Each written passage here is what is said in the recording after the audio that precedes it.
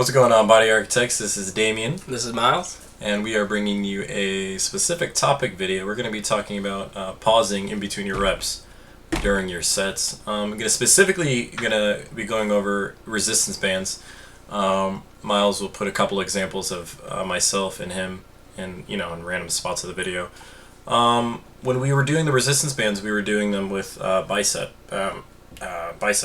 curls, whatever, those things. And we would get, my biceps were getting very fatigued because I was doing high volume along with the resistance training on the last two sets. So my arms were getting super fatigued, and what I like to do is count to 3 in my head. Now, this is going to allow for a couple of things to happen. First is the obvious. Your muscles are going to have a quick chance to recover and recuperate in those 3 seconds. Believe it or not, you're going to have a little quick recovery, but it's going to help a lot.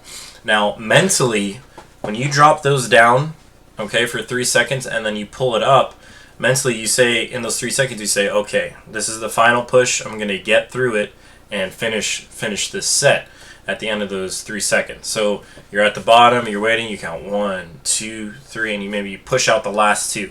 So that's going to help you not only complete your set correctly, and also help you with your form too, because if you push beyond your limits, that's a good thing. But if you lose a lot of form in the process, it's not going to work out that muscle that you're trying to work out. So you're going to be increasing strength as well, right, bro?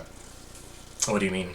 Well, let's say you stop, okay? You stop, and as soon as you're trying to push up the weight, okay, and you get that extra set in, that will develop over time for you, or the extra rep in, that will develop over time for you to push more reps out next time when you're doing your workout in the gym. When you take that little rest pause, you're gonna be able to push out, like I said earlier, push out those last couple of sets, and in return you'll hopefully get stronger and bigger and work the muscles harder. So. And also, when using this type of technique, breathing correctly during your workouts, it can actually help you prevent from future injuries such as hernias. And hernias are very painful because when you are breathing, you're trying to breathe through the abdomen, and obviously you will develop a hernia right in the abdominal section. Yeah, what Miles said was a really good example of how to prevent a hernia.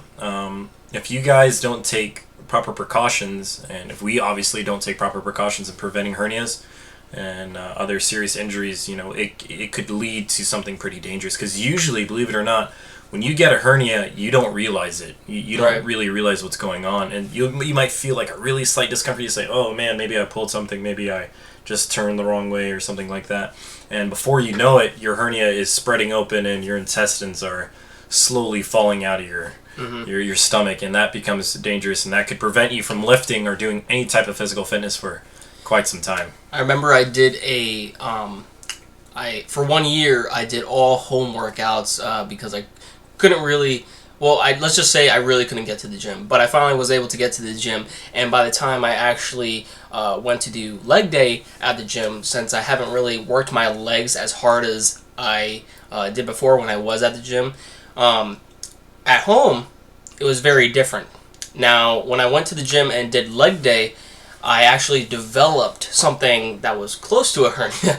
He thought I just pulled something, and that's probably what I did. But I think that was mainly for the fact when I was doing squats at the time, when I first got back to the gym, I wasn't breathing correctly. So that's one thing that you guys should keep in mind. Yeah, and on the topic of injuries, just wanted to go over shoulder injuries. Shoulder injuries are pretty tricky things, because I know I've in the beginning of my lifting career, I guess you can say, or history, I've had a couple of very minor shoulder injuries. It's more or less like tension or strain. I noticed when I got those that obviously my chest press, my chest workouts, my shoulder workouts went down drastically because I was in pain. And the best thing that I had to do was take a couple of days off and really work on my mobility. And by that I mean stretching out, warming up properly, all that good stuff.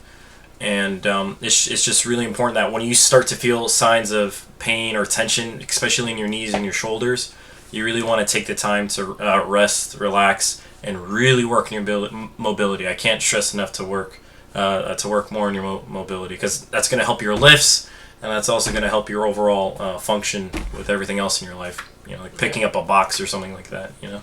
Right. All right, guys. So that concludes this video. We're going to be doing a lot more videos like this. A lot of kind of like random topic videos. This video just pretty much covered how to deal with certain kind of injuries, how to stay mentally prepared in the gym with the 3-second rule, and how to really prevent types of hernias from happening.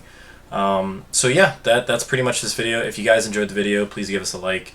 If you really enjoy the content, subscribe so you can stay up to date with our future content, because we're going to be putting out a lot of videos like this often. And if there's something you want us to talk about, or maybe you have a question, just leave a comment down below, and we'll catch you guys next time.